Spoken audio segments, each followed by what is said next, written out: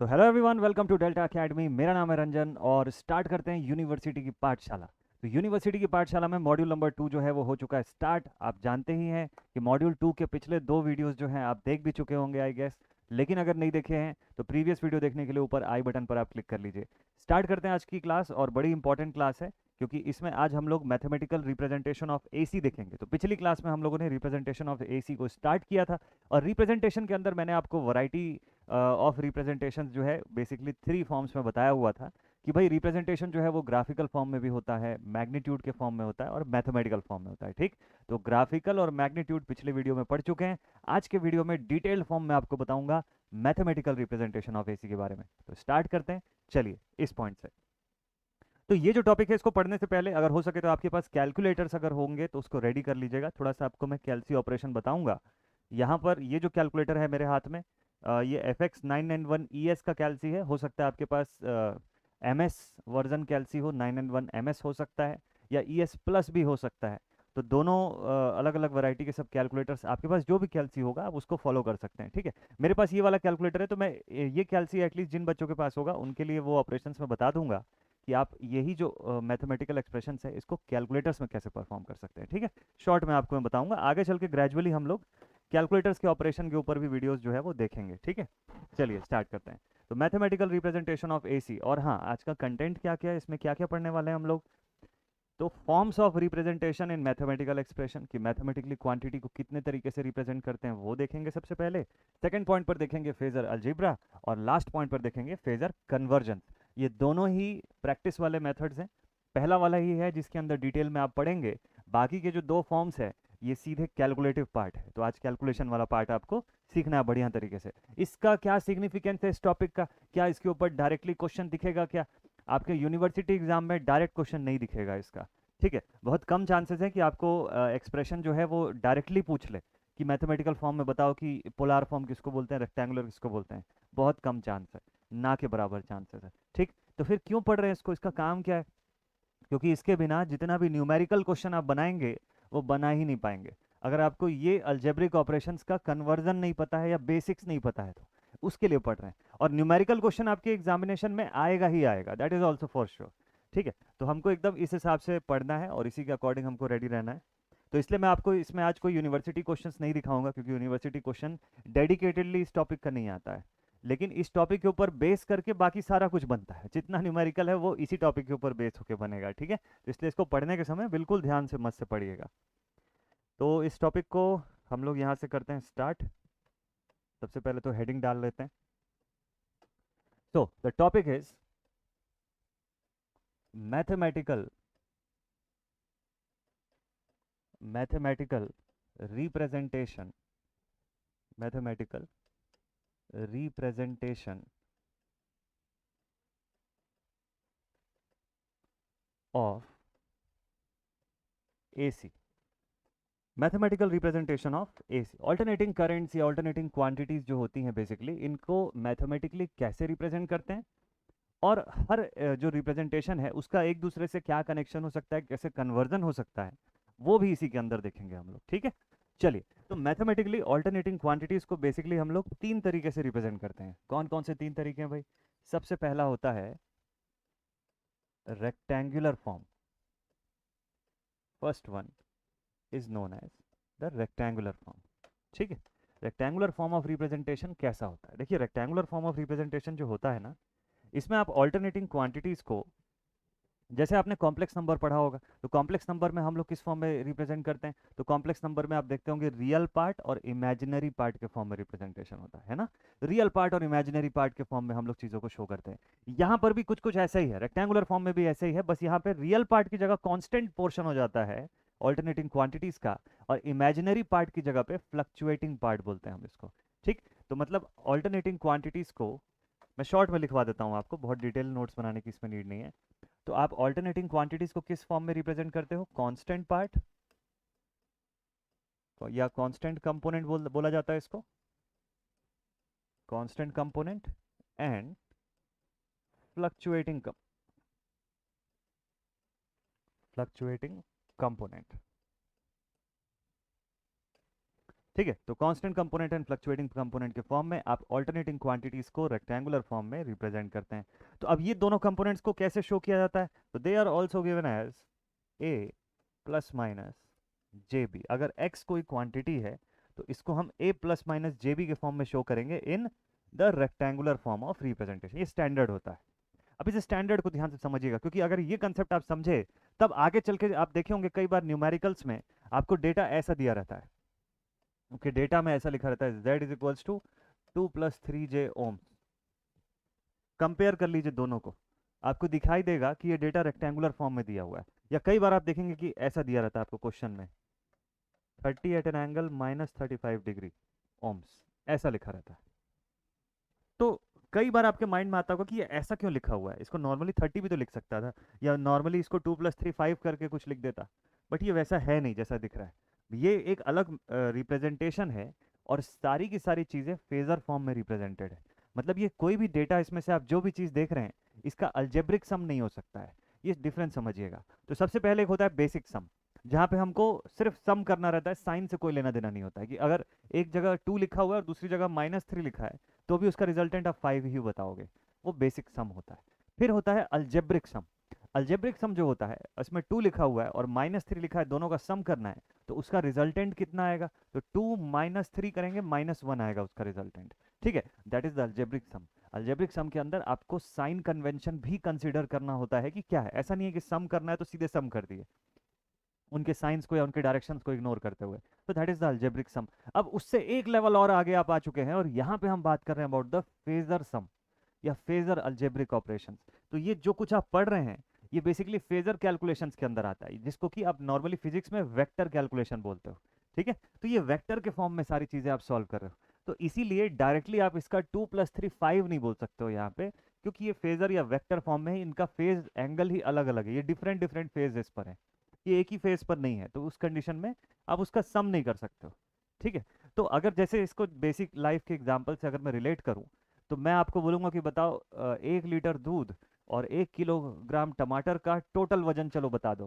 तो आप या तो उसको लीटर में बताओगे या किलोग्राम में बताओगे, बट दोनों की यूनिट्स तो अलग अलग है ना, दोनों डिफरेंट फेज की क्वांटिटीज है ना। या तो आप 1 किलो टमाटर और 1 किलो आलू का कंबाइंड वजन बता सकते हो कि भाई 2 kg का टोटल वेट हो रहा है। लेकिन 1 लीटर दूध और 1 किलो टमाटर का वजन जो है वो बताने के समय आपको किसी एक फॉर्म के यूनिट में लेकर के आना पड़ेगा। ठीक है, किसी एक फॉर्म के यूनिट पर लाना पड़ेगा इनको। तो कुछ ऐसा ही है यहाँ पर, ये सब अलग अलग फेजेस की क्वांटिटी है। खैर, तो अब इसको समझते हैं कि यहाँ पर ये ए बी ये जे ये प्लस माइनस इनका मीनिंग क्या है। तो इस एग्जाम्पल को मैं हटाता हूँ, ध्यान से देखते जाइएगा। आप नहीं नोट करना चाहें तो आप सिर्फ देखिए और समझते जाइए। नोट करने की ज़्यादा नीड नहीं पड़ेगी आपको, क्योंकि आपको इसको डाउनलोड करने का ऑप्शन है आपके पास, इसको डाउनलोड कर लीजिएगा। मतलब मैं सेंड कर दूंगा आप लोग को ग्रुप में। ये देखिए यहाँ पर हियर ए जो है ये रिप्रेजेंट करता है कांस्टेंट पार्ट को, it is the constant part of the quantity. B is the fluctuating part, fluctuating part of the quantity. Fluctuating part मतलब जो टाइम के साथ वेरी कर रहा है, जो फ्लक्चुएट होगा लगातार समय के साथ साथ उसमें वेरिएशन होगा। कांस्टेंट पार्ट जो फिक्स्ड है, उसको टाइम से कोई लेना देना नहीं, that will remain fixed. And what is j? जैसे कॉम्प्लेक्स नंबर्स में आप आयोटा से रिप्रेजेंट करते थे इमेजिनरी पार्ट को, यहां पर जे भी यही काम कर रहा है। जे रिप्रेजेंट करता है 90 डिग्री के फेज शिफ्ट को, फेज शिफ्ट को। ठीक है, and its numeric value, its numeric value is √-1। कोई यूनिट नहीं होती है इसकी, इमेजिनरी पोर्शन को शो करने के लिए होता है। इवन मैं आपको बता दूं कि कैलकुलेटर में जब आप इसके क्वेश्चंस परफॉर्म करेंगे तो वहां जे जैसा कोई टर्म होता ही नहीं है, वहां पर आयोटा ही यूज करना पड़ेगा। तो एक तरीके से आप इसको ध्यान दो तो ये और कुछ नहीं, आयोटा ही है। इलेक्ट्रिकल में इसको रिप्रेजेंट कर रहे हैं, इसलिए इसका एक्सप्रेशन हमने चेंज कर दिया है। और यहाँ मोस्ट ऑफ द केसेस में इसका ये जो इतना पोर्शन है ना 90 डिग्री का फेज शिफ्ट, इसी प्रॉपर्टी को हम रिप्रेजेंट करते हैं। ये ध्यान रखिएगा, हम फेजर कैलकुलेशंस कर रहे हैं ना, तो हम इसके फेज शिफ्ट वाले प्रॉपर्टी को ही ज़्यादातर ध्यान देंगे। तो अगर कहीं पे जे लगा हुआ है इसका मतलब वो क्वांटिटी 90 डिग्री से शिफ्टेड है। तो मतलब ए के साथ अगर जे बी लगा हुआ है तो मतलब बी क्वांटिटी ए से 90 डिग्री शिफ्टेड है। अब शिफ्ट होके आगे चल रही है या ए से पीछे चल रही है, और वो बताने के लिए हमको प्लस और माइनस साइन की जरूरत पड़ती है। तो इधर लिख लीजिए कि पॉजिटिव साइन जो है, positive sign, this represents the leading condition, this represents the leading condition. जबकि नेगेटिव साइन जो है, नेगेटिव साइन, ये रिप्रेजेंट करता है लैगिंग कंडीशन को। किसको रिप्रेजेंट करता है? लैगिंग कंडीशन को। ठीक है, तो लीडिंग और लैगिंग साइन दोनों आपको यहां से मिल जाएगा पॉजिटिव नेगेटिव से। तो अब इस पूरे का मीनिंग समझ लेते हैं कि अगर आपको मान लीजिए क्वेश्चन में ये लिखा हुआ मिल रहा है कि 20 + 3j, ऐसा लिखा हुआ है, ठीक है, तो इसको कैसे समझेंगे आप? इसको आप ये समझेंगे कि 20 मैग्नीट्यूड की कोई क्वांटिटी, इसको मैं फेजर से आपको बताता हूं, देखिए आपको तुरंत रिलेटेबल रहेगा। ये 20 की कोई क्वांटिटी जो है, जो भी क्वांटिटी हो सकता है, वोल्टेज होगा, हो सकता है करंट होगा, हो सकता है इंपिडेंस होगा, इन एनी केस जो भी है ये, तो वो पर्टिकुलर क्वांटिटी आपको 20 की वैल्यू या 20 की मैग्नीट्यूड आपको इस रेफरेंस फेजर पर दिखाई दे रही है। यहाँ पे, यहाँ पर इसकी वैल्यू जो है वो 20 है। अब वो जो भी क्वांटिटी हो, करंट होगा तो 20 एम्पियर होगा, वोल्टेज होगा तो 20 वोल्ट आप लिखेंगे। ठीक, इसके बाद आपको दिखाई दे रहा है +3j, यानी प्लस मतलब इससे लीड कर रहा है 3j, और j का मतलब क्या हो गया? 90 डिग्री लीड कर, आइडियली, आइडियली। बाकी आप जब सॉल्व करेंगे तो आपको j की वैल्यू, आपको फेज डिफरेंस एंगल निकालना मैं अभी बताऊंगा, अभी मैंने बताया नहीं है तो इसलिए बेसिक तरीके से मैं आपको बता रहा हूँ। इसका फेज एंगल आगे चल के कुछ और निकलेगा, बट अभी फिलहाल मैं जे के फॉर्म में आपको बता रहा हूँ कि देखिए प्लस देख के आप समझ जाओगे कि लीड कर रही है क्वांटिटी, जे देख के आइडियली सोचोगे आप कि 90 डिग्री लीड कर रही है क्वांटिटी, और मैग्नीट्यूड पे ध्यान दीजिएगा, इसका मैग्नीट्यूड कितना है? 3, और ये आपका एंगल आ गया 90 डिग्रीज। पूरा का पूरा फेजर एंटी क्लॉकवाइज डायरेक्शन में ओमेगा रेडियंस पर सेकेंड की एंगुलर फ्रीक्वेंसी से घूम रहा है। ये बन गया आपका फेजर डायग्राम। 20 की लाइन मैंने लंबी बनाई, 3 की लाइन छोटी बनाई, कारण आपको पता है ना, फेजर हम लोग इसी तरीके से ड्रॉ करते हैं। फेजर में लाइन का लेंथ जो होता है उसकी मैग्नीट्यूड पर निर्भर करता है, तो जितनी बड़ी मैग्नीट्यूड, एरो की लेंथ उतनी बड़ी रखिएगा। ठीक है, और 90 डिग्री का शिफ्टेड एंगुलर फ्रीक्वेंसी जो है आपकी एंटी क्लॉकवाइज डायरेक्शन में, ये पूरी की पूरी फेज जो क्वांटिटीज हैं इनको स्पेस में रोटेट करता हुआ हम शो कर रहे हैं। तो ये बन गया इसका फेजर। अब इसी की जगह में 20 - 3j लिखता तो ये 3 नीचे बनता। ठीक है, तो ये एक बेसिक सा तरीका है फेजर ड्रॉ करने का। अभी मैं आपको बताता हूँ इसका एक्चुअल फेज एंगल निकालते कैसे हैं। आइडियली जरूरी नहीं है कि 90 डिग्री पे होगा, कुछ और फेज एंगल भी इसका हो सकता है कि दोनों क्वांटिटीज के बीच में कितने का अंतर है।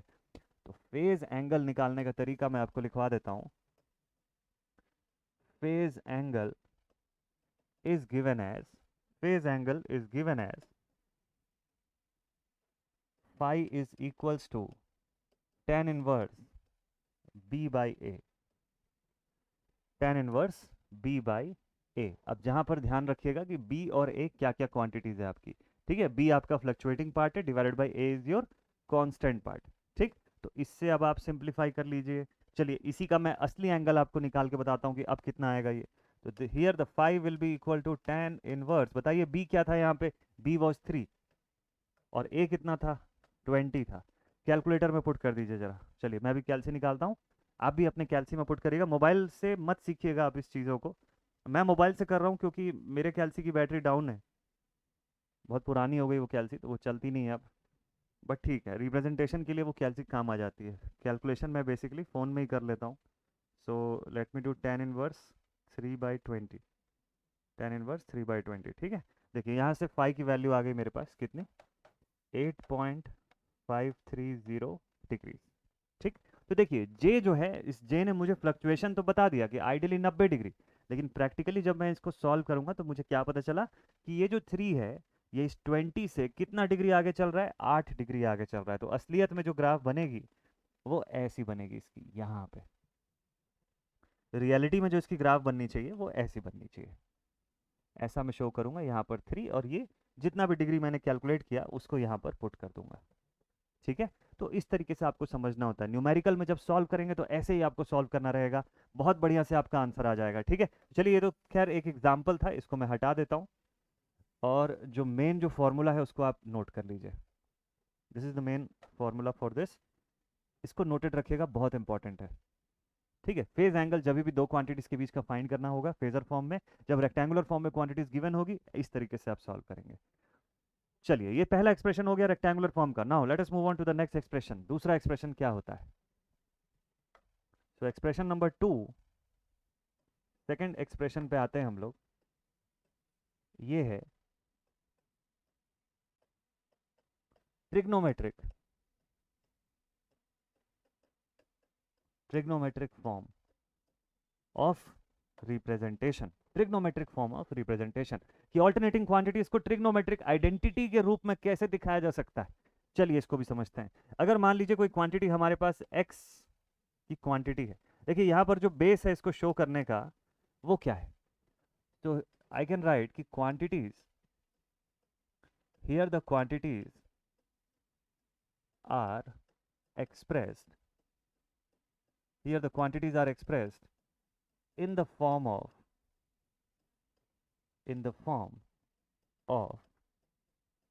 their, अब इनको अब कौन से कंपोनेंट में ब्रेक करेंगे, तो their parallel and perpendicular components. आपको याद होगा अब से एक दो वीडियो पहले मैंने आपको ईएमएफ इक्वेशन बताया था। अगर वो ईएमएफ इक्वेशन का वीडियो आप देखे होंगे तो वहां पर मैंने एक पॉइंट पर आपको ये बताया था कि एक कॉइल जो है वो रोटेट कर रही है यूनिफॉर्म मैग्नेटिक फील्ड के अंदर, जो कि ना तो मैक्सिमम पे है ना तो जीरो पे है, उसके बीच में किसी एक पोजीशन पर है। तो इन दैट केस मैंने उस कॉइल के दो कंपोनेंट्स दिखाए थे आपको, एक phi M sine omega T and phi M cos omega T. कितना फ्लक्स लिंक हो रहा है उस पर दो कंपोनेंट्स वहां पर बनते हैं।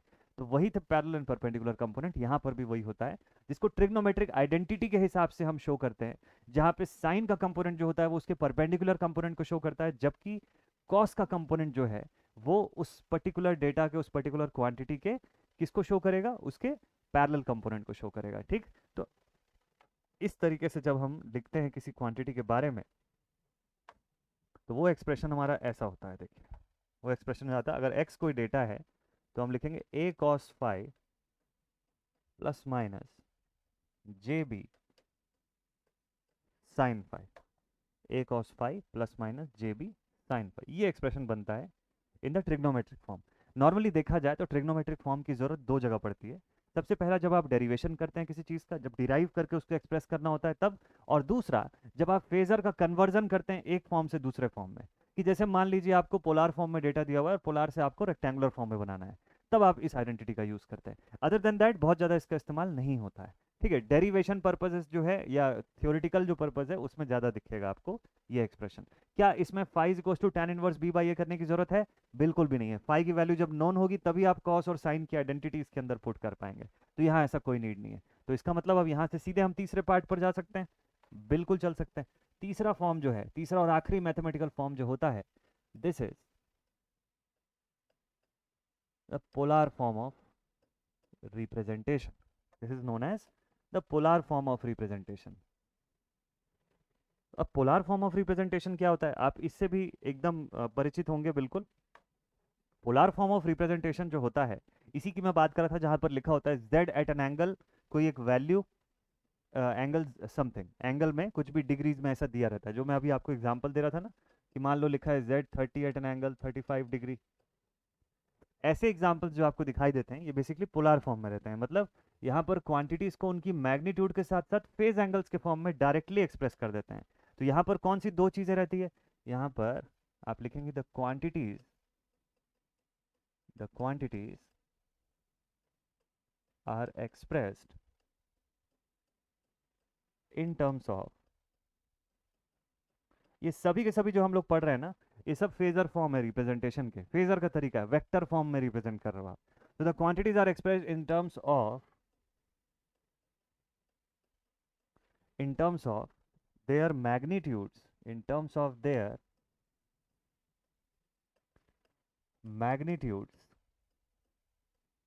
and phase angles। ठीक है, एग्जाम्पल मान लीजिए हमारे पास कोई क्वांटिटी है x, कोई क्वांटिटी x है, तो इसका मैग्नीट्यूड कैसे बताऊंगा मैं, it will be mod of x, और इसके साथ साथ इसका फेज डिफरेंस एंगल भी होगा। उसमें दोनों चीजें हो सकती है, प्लस माइनस दोनों हो सकता है, प्लस माइनस थीटा या प्लस माइनस फाई, जो भी आप बोल लीजिए। अब इसमें ध्यान दीजिएगा, एक बड़ी इंपॉर्टेंट सी बात है, मैग्नीट्यूड आपने निकाल लिया, दैट इज ओके, प्लस और माइनस जो है वो क्या मैग्नीट्यूड में प्लस माइनस हो रहा है क्या? नहीं, एंगल में प्लस माइनस हो रहा है। तो एंगल के प्लस माइनस का मतलब क्या होता है? लीडिंग एंड लैगिंग कंडीशन, ध्यान रखिएगा।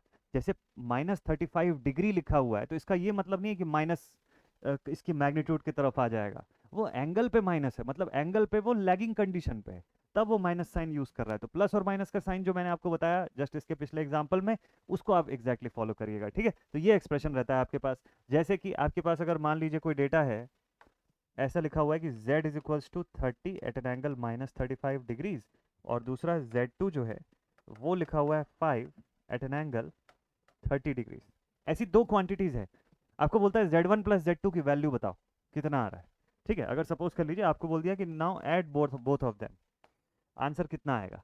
तो क्या ऐसे ही ऐड कर देंगे सीधे सीधे कि 30 और 5 करके इसको 35 बना दिया, और यहाँ से -35 प्लस 30?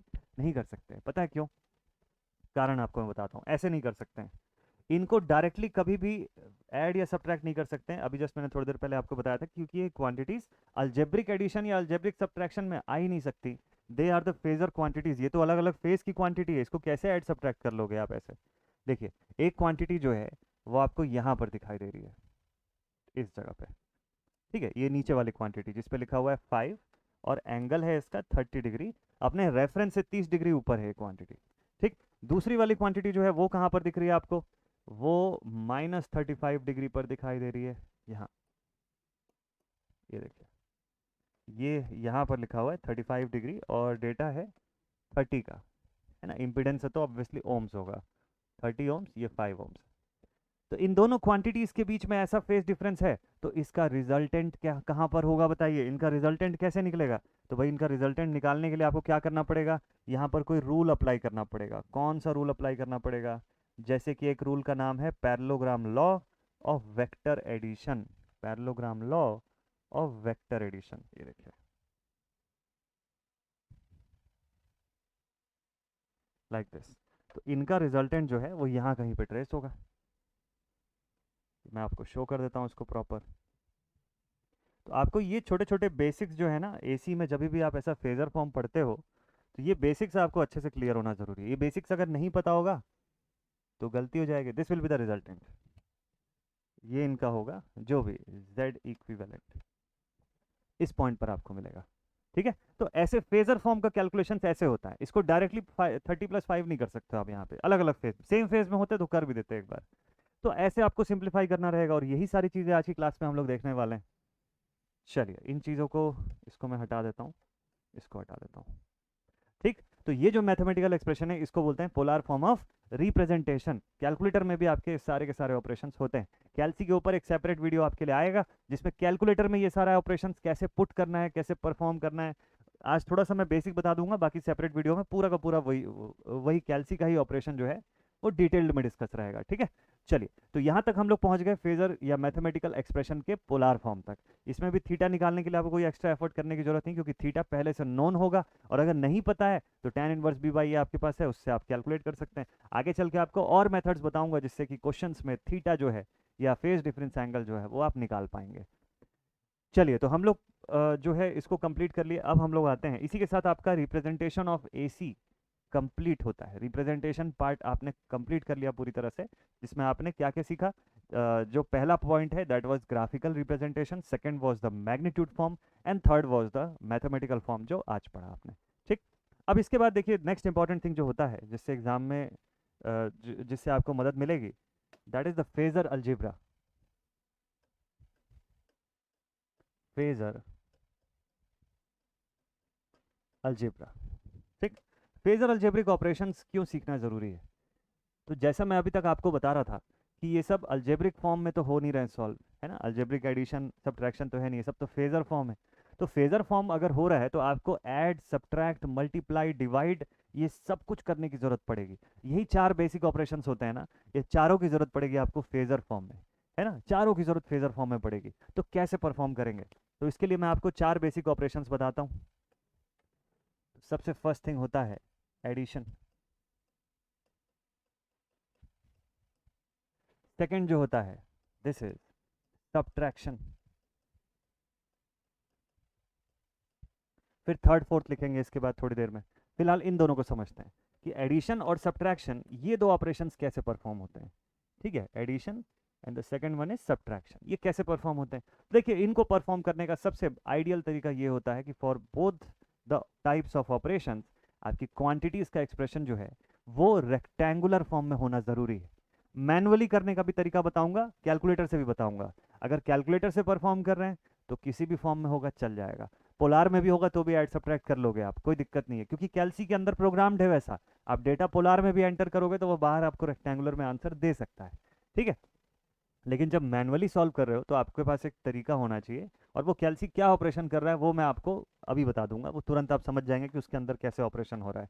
ठीक है, सो सबसे पहला रिक्वायरमेंट क्या होता है कि the quantities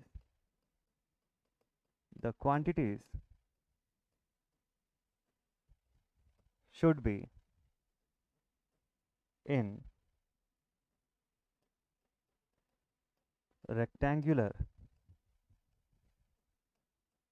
form of representation। मतलब ये हो गया कि जैसे अगर हमारे पास कोई क्वांटिटी है 3 + 2j, और इसको हमको ऐड करना है किसके साथ, 5 + 3j के साथ। तो इंपॉर्टेंट ये है कि दोनों ही फॉर्म कौन सा है, दोनों रेक्टेंगुलर फॉर्म है। ठीक है, अब मान लीजिए एक रेक्टेंगुलर में और दूसरा अगर पोलार फॉर्म में होता तो आपको पहले उसको कन्वर्ट करना पड़ता है, दोनों में से किसी एक को कन्वर्ट करना होता। ठीक है, अगर मैनुअली सॉल्व कर रहे हैं तो बड़ा ही ज़्यादा इंपॉर्टेंट है कि इस पर हम ध्यान दें। अब सॉल्व कैसे होगा, जैसे कॉम्प्लेक्स नंबर में होता है भाई कि आप रियल पार्ट्स को अलग सॉल्व करते हो, इमेजिनरी पार्ट्स को अलग सॉल्व करते हो, उसको मिक्सअप नहीं कर सकते हो। मतलब ये 3 जो है इस 3j के साथ सॉल्व नहीं हो सकता, ये 3 जो है इस 5 के साथ ही सॉल्व होगा, यानी कि अपने जैसे कांस्टेंट पार्ट के साथ ही ये सॉल्व हो सकता है, चाहे ऐड हो रहा हो चाहे सब्ट्रैक्ट हो रहा हो। तो 3 + 5 करूंगा, यहाँ पे आंसर आ जाएगा 8, और 2j + 3j सॉल्व हो जाएगा, ये दोनों मिलके हो जाएगा 5j। ये आ जाएगा मेरे पास आंसर। ठीक, क्या मैं 3 + 3j को सॉल्व कर सकता हूँ क्या, नहीं सॉल्व कर सकता हूँ, दैट इज इनकरेक्ट, क्योंकि ये दोनों अलग अलग फेज की क्वांटिटीज है, ये सॉल्व ही नहीं हो सकती एक दूसरे के साथ। तो ये तो बेसिक्स ऑपरेशन है, ये आप जानते हैं, आपने स्कूल लेवल से रियल इमेजिनरी सारा चीज़ पढ़ रखा है, तो ये आपको पता है। ठीक है, परफेक्ट है। चलिए आपको एक दो एडिशनल एडिशन का ऑपरेशन में देता हूँ, उसको आप सॉल्व करके देखिएगा। ठीक है, प्लस माइनस सीखते हैं आज की क्लास में पहले। तो एक ऑपरेशन है, मान लीजिए लिखा हुआ है 5 माइनस या 5 + 4j, इससे आपको ऐड करना है 3 + 6j को। ठीक है, चलिए बताइएगा इसका आंसर क्या आ रहा है। तो भाई सिंपल है ना, 5 और 3 आपने सॉल्व किया, 8 आ गया, प्लस और प्लस 6 + 4 10j, इजी। ठीक, नेक्स्ट क्वेश्चन पे आते हैं, क्वेश्चन नंबर बी। अब इसमें मान लीजिए लिखा हुआ है कि 10 - 4j, और इससे ऐड करना है आपको 3 - 2j को। अब बोलिए आंसर क्या आना चाहिए इसका। तो अब आप यहाँ से देखेंगे कि भाई 10 और 3 का सम है, तो 10 और 3 तो 13 हो गया। यहाँ पर क्या होगा, तो देखिए -4 - 2, और बीच में प्लस का साइन लगा हुआ है। ठीक है, तो -4 प्लस ऑफ -2, तो -4 - 2 that will be equal to -6j। Clear है, बिल्कुल इस तरीके से बना सकते हैं आप। अच्छा चलिए एक लास्ट ऑपरेशन और कर लेते हैं। मान लीजिए लिखा हुआ है 12 - 4j, और इधर लिखा हुआ है माइनस, सब्ट्रैक्ट करना है इस बार। ठीक है, -7 + 2j। अब इसका आंसर बताइए जरा आप लोग, इसका आंसर जो है वो सोच करके बताइएगा, इसमें बहुत सारे बच्चे गलती कर देंगे। मिस्टेक नहीं करना है, थोड़ा ध्यान से आप सॉल्व करेंगे तो मिस्टेक नहीं होगी आपसे। देखिए 12 में से 7 माइनस कर दीजिए, 5 बचा आपके पास। ठीक, अब -4 + 2, वहां तक तो बात सही थी, लेकिन बीच में साइन क्या है, नेगेटिव का साइन है ना, तो -4 माइनस ऑफ +2, -4 - 2 हो गया, and this will become -6j, this will become -6j, बन जाएगा सभी से।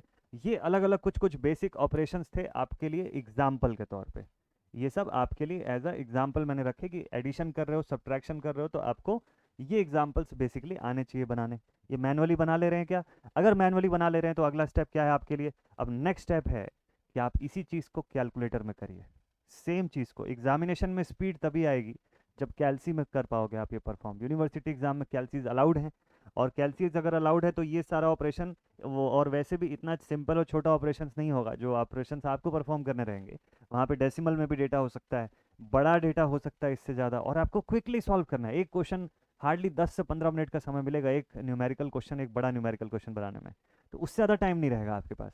तब जाके आप यूनिवर्सिटी के सारे क्वेश्चंस अटेम्प्ट कर पाएंगे। अगर मान लीजिए कि 5 यूनिट आ रहे हैं और हर यूनिट से 3 क्वेश्चंस भी आपको अटेम्प्ट करने हैं, जिसमें 2 बड़े सवाल हैं कम से कम, तो आप समझ लीजिए कि आपको टाइम जो है, और 2 या 3 घंटे का 3 घंटे का समय मिलता है यूनिवर्सिटी एग्जामिनेशन में, on on an average normally. तो उसके हिसाब से आपको पूरे क्वेश्चन अटेम्प्ट करने के लिए इतना समय चाहिए। तो आप कैलसी ऑन कर लीजिएगा, मेरा कैलसी तो नहीं ऑन होगा, बट मैं आपको बता देता हूँ। कैलसी आप ऑन कर लीजिएगा। सबसे पहला पार्ट आपको ये करना है कि आपको कैलसी में ये मोड का बटन यहाँ पर एक दिया हुआ होता है, इस मोड के बटन को आप प्रेस करेंगे। ठीक है, मैं थोड़ा और पास आ जाता हूँ यहाँ से। ठीक है, इस पर आपको दिख जाएगा।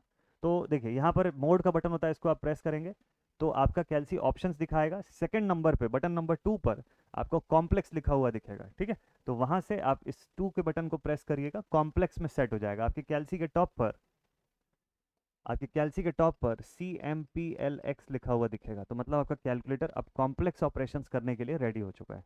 ठीक, जब ये चीज़ हो जाए तो ये पूरा का पूरा डेटा जो है आप इसके अंदर फीड करिएगा। अब यहाँ से शुरू होगा। अच्छा, जे ऑपरेटर कहाँ पे मिलेगा आपको? देखिए, वैसे लाइट के उसमें इसका इसका जो सोलर वाला जो पैनल है वो काम कर रहा है, इसलिए रोशनी में ये चल जा रहा है। ठीक है, ये शायद आपको दिख रहा होगा, नहीं नहीं दिख रहा होगा। ठीक,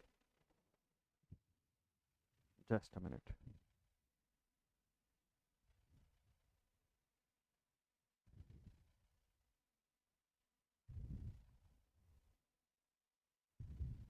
चलिए, इस कैलकुलेटर के लिए कुछ अरेंज करता हूँ मैं। तो मोबाइल का मैंने टॉर्च ऑन कर दिया, इससे अब ये कैलकुलेटर चल रहा है, तो ये शायद ही आपको विजिबल होगा। वैसे तो नहीं विजिबल है ना, चलिए ठीक है। ये वैसे चालू हो चुका है। अब मैं आपको इसका ऑपरेशन जो है वो परफॉर्म करा के दिखाता हूँ। हम्म, तो यहाँ पे जैसे अब मैं लिखूंगा, तो यहाँ पे जैसे मैंने लिख दिया 5+4 तो ब्रैकेट का यूज़ कर लीजिए। आप लिखिए 5+4 आयोटा। ठीक है, 5+4 आयोटा, दिस इज 5+4 आयोटा ऐसे, एंड ब्रैकेट क्लोज। अच्छा, इसमें एक चीज़ का ध्यान रखिएगा कि आप अगर गलती से आयोटा को पहले लगा देंगे 4 के, तो आपका ऑपरेशन में सिंटैक्स एरर आ जाएगा। आपका कैलकुलेटर जो है आयोटा या जे ऑपरेटर को जो न्यूमेरिक वैल्यू है उसके बाद समझता है, उसके पहले नहीं समझ पाता है। लेकिन हम अपने लिखने के समय या जब कभी न्यूमेरिकल आप बना रहे होंगे, तो कई बार एग्जाम में भी जो क्वेश्चन रहता है उसमें ऐसा लिखा रहेगा 5+J4, तो ये सही है, इसमें कोई गलती नहीं है। लेकिन कैलकुलेटर में फीड करने के समय आपको ध्यान देना पड़ेगा कि आप ऐसे मत फीड करिएगा, आप उसको फीड करिएगा 5+4J फीड करिएगा। ठीक है, इसको ये तरीके से फीड करोगे तो आंसर सही आएगा। आप इसको ऊपर वाले तरीके से फीड कर दोगे तो मैनुअली सही है, वो उसमें कोई दिक्कत नहीं है, लेकिन कैलकुलेटर वैसे के लिए बना नहीं है, वो उस ऑपरेशन में गलती करेगा। तो वो क्या करेगा, वो आपको सिंटैक्स एरर दिखा देगा। ठीक है, तो चलिए मैंने ये डेटा पुट कर दिया यहाँ पर। अब इसके आगे मैं लिखूंगा ब्रैकेट क्लोज करके, मैंने लिख दिया प्लस। हाँ जी, अब इसके आगे मैंने लिख दिया plus, again a new bracket, और न्यू ब्रैकेट के साथ मैंने लिख दिया 3+6। शिफ्ट का बटन प्रेस करके मैंने आयोटा यूज़ कर लिया। जो आजकल एडवांस जो कैलसी आ रहा है उसमें शिफ्ट का बटन प्रेस करने की जरूरत नहीं है, डायरेक्टली आयोटा प्रेस कर सकते हो। ठीक है, तो ये ब्रैकेट क्लोज और इक्वल टू का बटन मैंने प्रेस किया। देखिए आंसर में आ गया 8+10 iota, 8+10 iota 10J।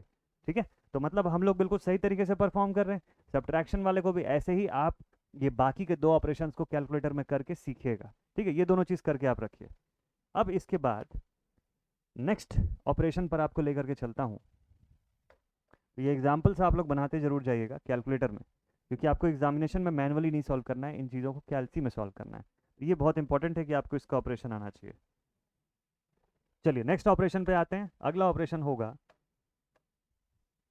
Next phasor algebraic operations है, जिसमें आप सीखेंगे multiplication, multiplication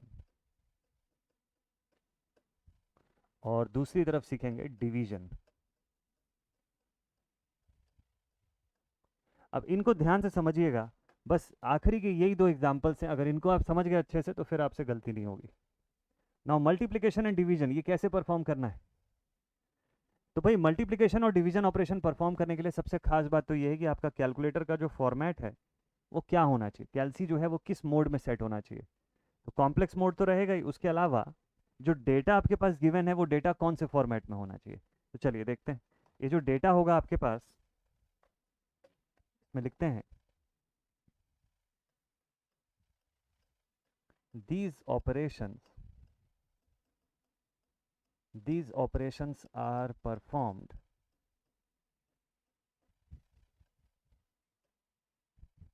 when the data is in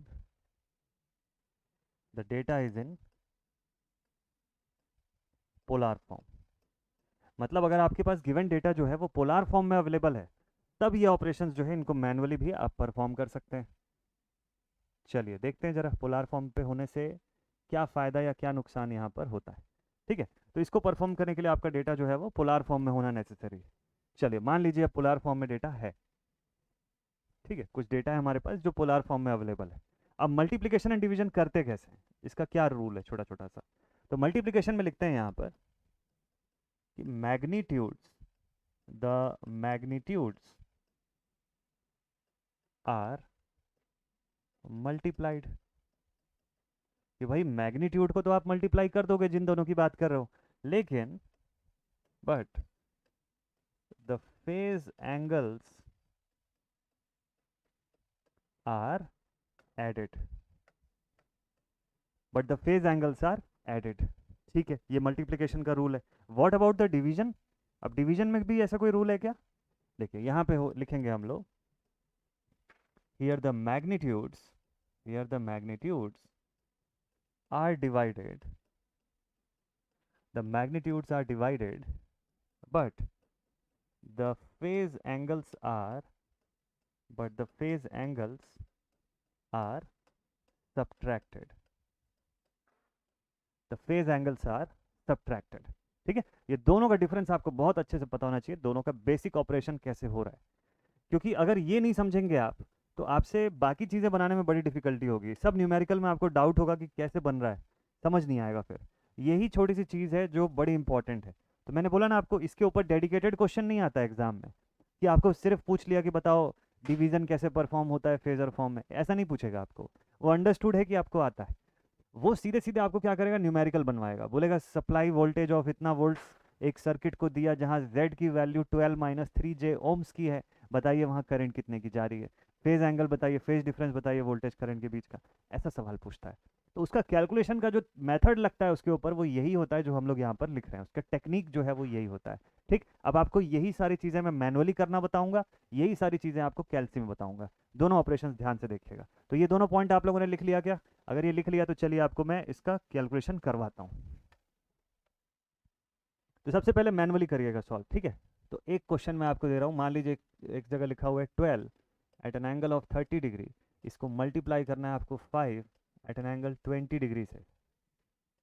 तो बताइए इसका आंसर क्या आएगा।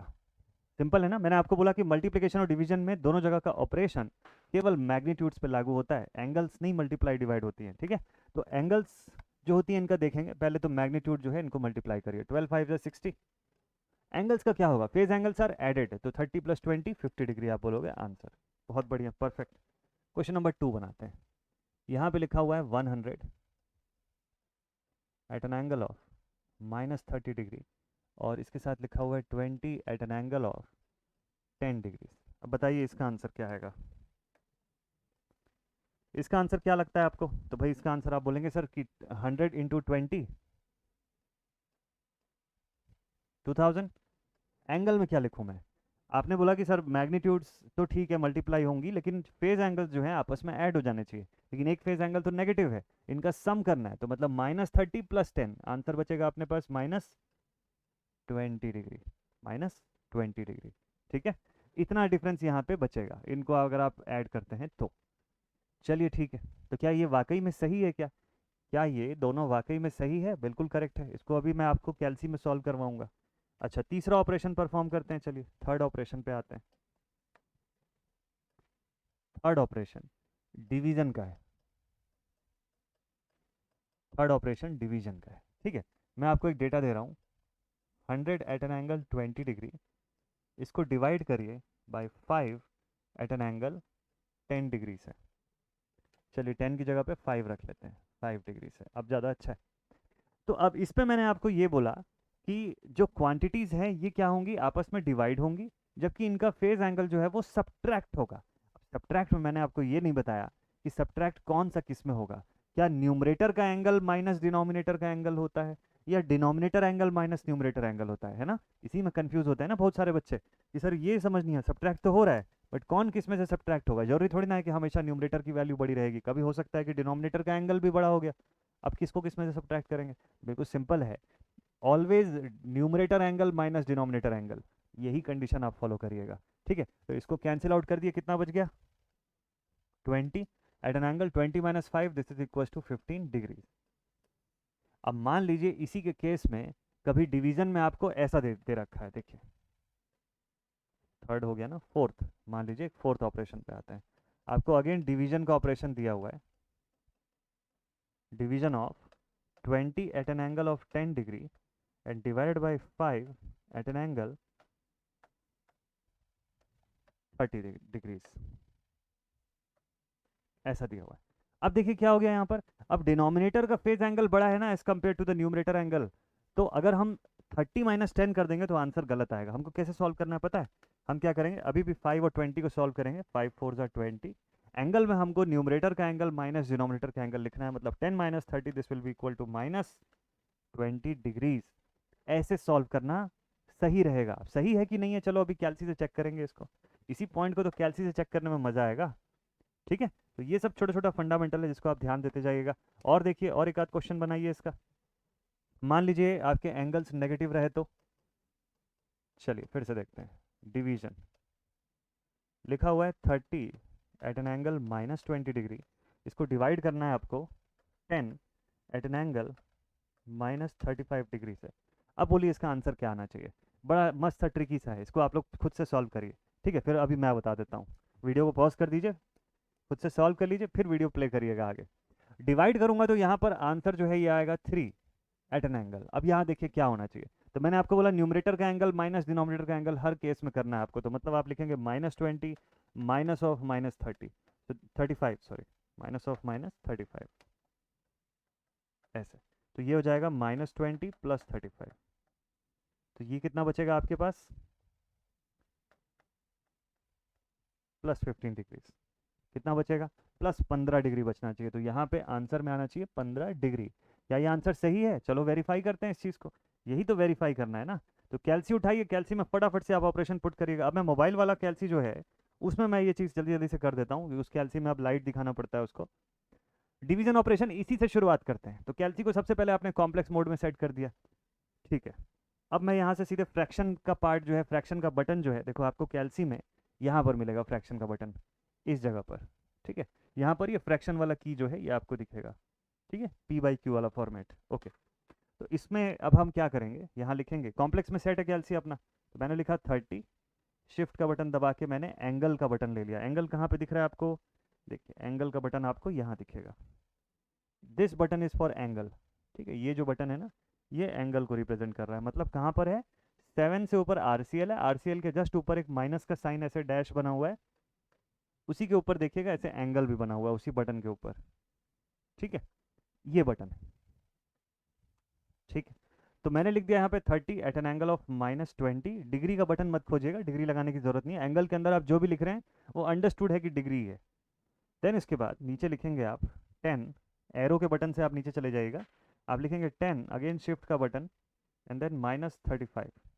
ओके, अब जब यहाँ पर आप देखेंगे तो आपके पास कुछ अजीब सा आंसर जो है वो दिखाई दे रहा होगा, एक एक अजीब सा अलग सा आंसर जो है वो आपको दिख रहा है।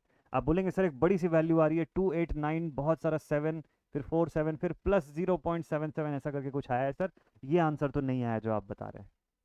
हो रहा है ये चीज़ पक्का, चलिए ठीक है। अगर ऐसा हो रहा है तो बिल्कुल सही लक्षण है, ये बिल्कुल सही साइन है कि हम एकदम सही डायरेक्शन में चल रहे हैं। क्योंकि एक चीज़ मैं आपको बता दूं कि आपका कैलकुलेटर जो है it is programmed to give you answer in the rectangular form, no matter in which format you are giving him और giving it any sort of input. आप उसको इनपुट किसी भी फॉर्मेट में दें उससे कोई फर्क नहीं पड़ता है। कैल्सी की प्रोग्रामिंग ऐसी है कि वो आंसर तो आपको रेक्टेंगुलर में ही देगा।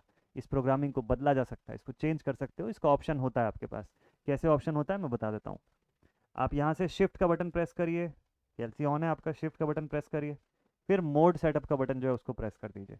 जैसे ही शिफ्ट प्लस मोड का बटन आप प्रेस करेंगे आपके पास ऑप्शन आ जाएगा कि यहाँ पे लिखा होगा कि A+IB ऐसा लिखा होगा, दूसरी जगह लिखा होगा कि R at an angle theta, ऐसा लिखा होगा 1 बटन पे, 2 बटन पे, ऐसे 3 बटन पे कुछ और ऐसा लिखा होगा। तो आपको ये बता रहा है कि आंसर आपको किस में चाहिए, ए प्लस आई बी में तो सेट है पहले से। मान लो आपको आंसर इस फॉर्म में चाहिए, मतलब रेक्टेंगुलर फॉर्म में चाहिए। देखिए हमारा आंसर जो है कौन से फॉर्म में, रेक्टेंगुलर फॉर्म में आंसर है ना।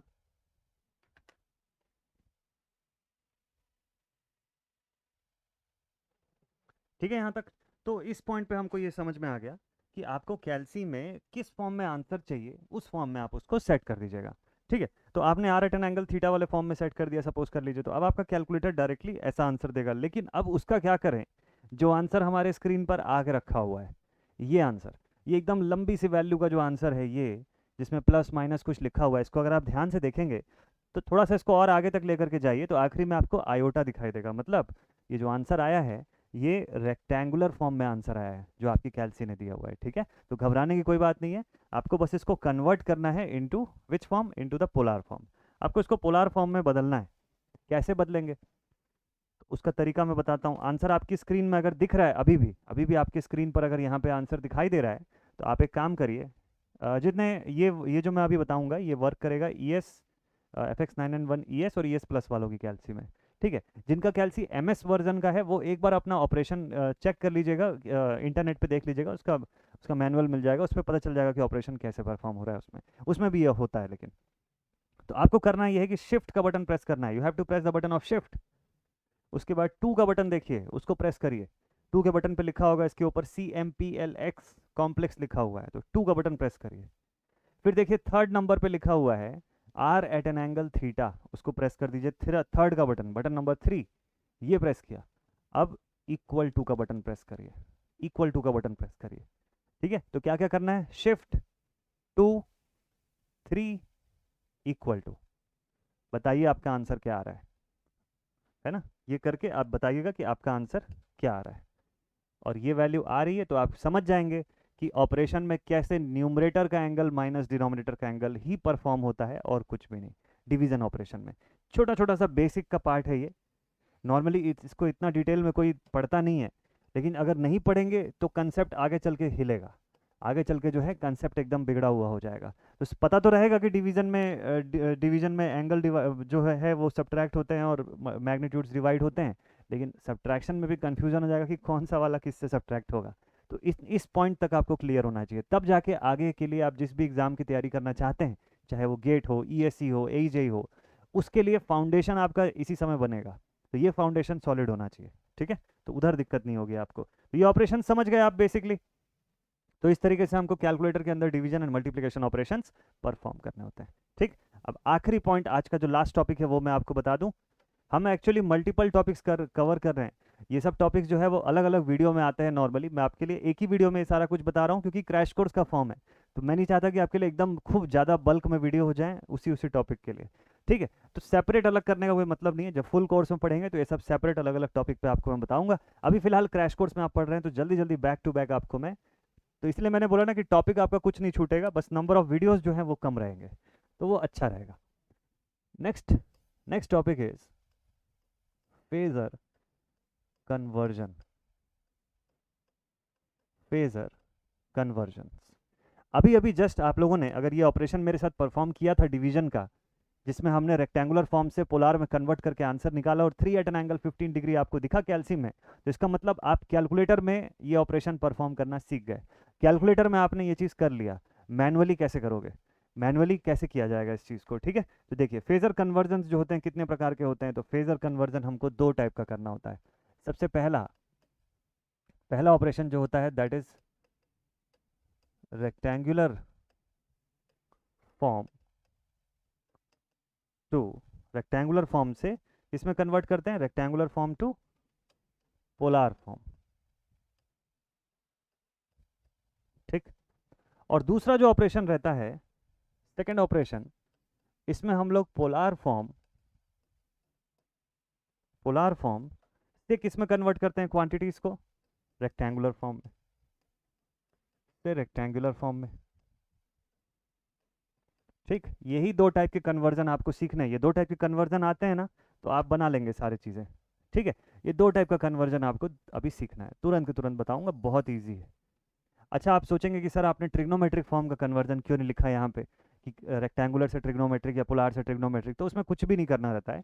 ट्रिग्नोमेट्रिक एक जगह पे यूज़ होगा, यहाँ पर यूज़ होगा, सेकंड वाला जो फॉर्म है ये ट्रिग्नोमेट्रिक की मदद से ही होता है। ठीक, चलिए कन्वर्जन स्टार्ट करते हैं इसका। तो रेक्टेंगुलर टू पोलार, सबसे पहला point number 1, rectangular to polar. तो भाई रेक्टेंगुलर टू पोलार फॉर्म का रिप्रेजेंटेशन जो होता है, इसकी खास बात ये है कि अगर सपोज कर लो आपको कोई क्वांटिटी गिवन है, जैसे सपोज कर लो कि आपको एक क्वांटिटी जो है वो गिवन है, जैसे x कुछ दिया हुआ है, तो ये दिया हुआ है a प्लस जे बी, ऐसा दिया हुआ है। तो सबसे पहला काम आप क्या करेंगे, मॉड ऑफ x निकालेंगे। कैसे हो जाएगा, अंडर रूट a का स्क्वायर प्लस b का स्क्वायर। ठीक है, ऐसा करके आप मॉड ऑफ x निकालेंगे, मैग्नीट्यूड, एंड फेज एंगल के लिए आप लिखेंगे phase angle phi is equals to, it is tan inverse b by a. और इतने के बाद आपका जो फाइनल आंसर आएगा वो हो जाएगा mod of x at an angle plus minus five. ये आपका कन्वर्टेड फॉर्म जो है पोलार में हो करके आ जाएगा। This will be your answer. ऐसे कन्वर्जन करेंगे। ठीक है, ये एक तरीका है कन्वर्जन का। इसका जो मेथड है वो मैं आपको सॉल्व करके बताता हूँ किसी एग्जाम्पल से। देखिए, इसका एग्जाम्पल ऐसे समझिएगा। मान लीजिए इसके एग्जाम्पल में हम लोग एक डेटा लेते हैं, क्या, 4+3j का डेटा। ठीक है, मान लीजिए हमारा डेटा है, कौन से फॉर्म में, अभी रेक्टेंगुलर में है ना, पोलार में कन्वर्ट करना है इसको। देखिए, तो पोलार में कैसे कन्वर्ट करेंगे, you will write mod of x, ये मान लीजिए एक्स कोई डेटा है, तो मॉड ऑफ एक्स क्या हो जाएगा, अंडर रूट 4 का स्क्वायर प्लस 3 का स्क्वायर। तो फिर मॉड ऑफ एक्स जो है उसको लिखेंगे हम लोग 4 4 16, 3 3 9, दैट इज 25। 25 रूट से बाहर आएगा तो कितना आ जाएगा, 5 आएगा। ये आ गया मेरे पास मैग्नीट्यूड आ गया ना। अब दूसरा काम हमको क्या करना है, यहाँ से फेज एंगल निकालना है। तो फेज एंगल कैसे निकलेगा, phi is equals to tan inverse b by a, tan inverse b by a. तो tan inverse b by a में मैं लिखूंगा tan इनवर्स 3/4। अब इसको मैं कैलकुलेटर से अभी फिलहाल के लिए सॉल्व कर लेता हूँ और इसका आंसर देख लेता हूँ। ठीक है, तो दिस इज tan इनवर्स 3/4। देखिए, ये डेटा मेरे पास आ गया 36.869। तो फाई की वैल्यू मेरे पास आ गई 36.869 degree. So therefore finally X at an angle theta, यानी कि जो रेक्टेंगुलर फॉर्म से पोलार में मैं लेकर के आ रहा था उसका फाइनल डेटा आ गया मेरे पास 5 at an angle 36.869 degrees. This is my final conversion. ये देखिए, ये आ गया आंसर, इसी की मैं बात कर रहा था। सेम बन जाएगा, आप सभी से चेक कर लीजिएगा।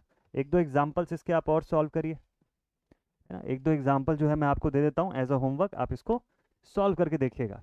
तो एक एग्जाम्पल क्वेश्चन है आपके लिए, जैसे मान लीजिए लिखा हुआ है 12 + 4j, इसका बताइएगा पोलार फॉर्म। इसका आपको बताना है पोलार फॉर्म। ठीक है, ये एक आपके लिए होमवर्क क्वेश्चन है, this is your homework question, इसको सॉल्व करना है आपको। ओके, चलिए अब दूसरा कन्वर्जन जो है, लास्ट, आज का लास्ट टॉपिक, वो बता दूं। सेकंड जो कन्वर्जन आपको पढ़ना है, conversion number 2, that is polar form to rectangular form.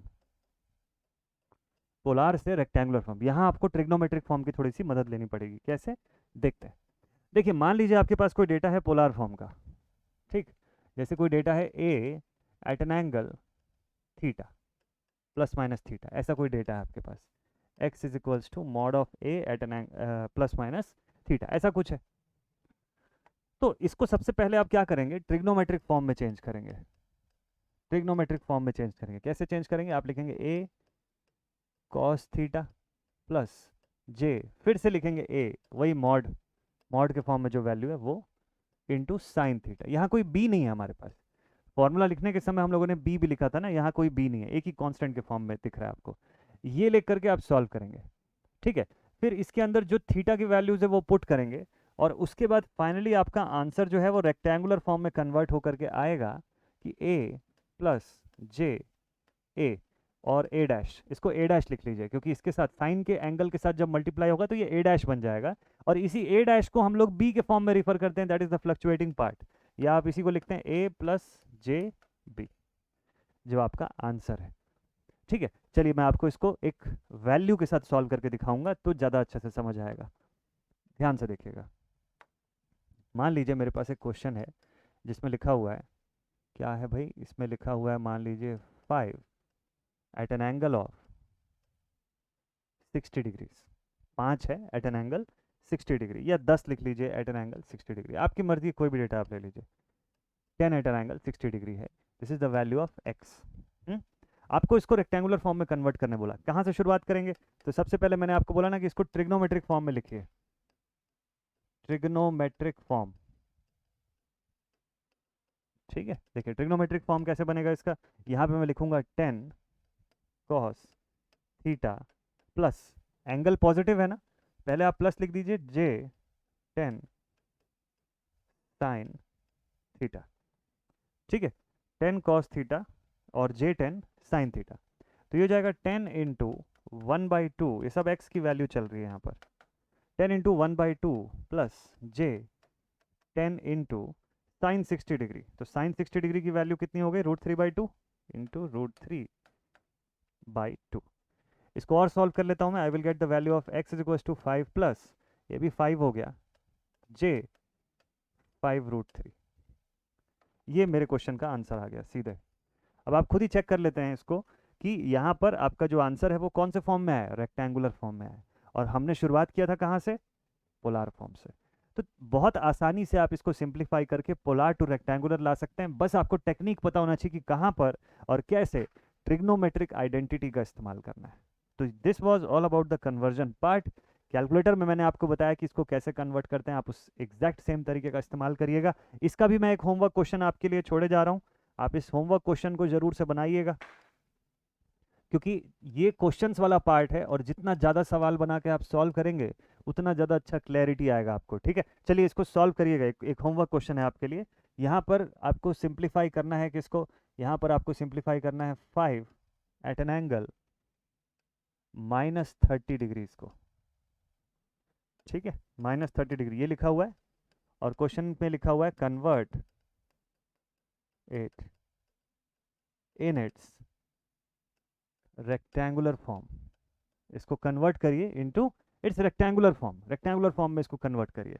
ठीक है, चलिए इसको जरूर से बना के देखिएगा, जो भी आंसर होगा आप कमेंट सेक्शन में बता सकते हैं, जो भी आंसर आपका आ रहा है आप इसको कमेंट सेक्शन में बता सकते हैं कि इतना आंसर आ रहा है। ठीक है, तो बस आज की क्लास अब यहीं पर एंड अप करते हैं। इसी के साथ आज का रिप्रेजेंटेशन का पोर्शन जो है सिंगल फेज एसी का वो होता है complete, along with phasor algebra, along with the phasor convergence। ये 3 बड़े और इंपॉर्टेंट टॉपिक्स आपने आज कवर किया हुआ, ये वीडियो बहुत ही ज़्यादा इंपॉर्टेंट है, और अगर यहाँ तक आपने पढ़ लिया तो अगला वीडियो जो है उसका इंतजार कीजिए, नेक्स्ट वीडियो जो है उस पर आपको और बढ़िया सा एक न्यू सा टॉपिक जो है मैं बताऊंगा।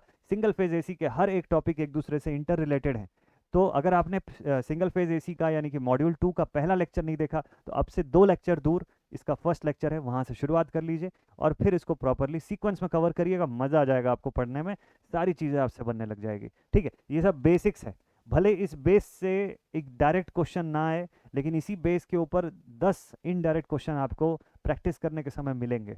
ठीक है, तो ये इंपॉर्टेंट है यार। चलिए तो सेशन को आज के यहीं पर एंड अप करते हैं। Thank you so much all my dear students.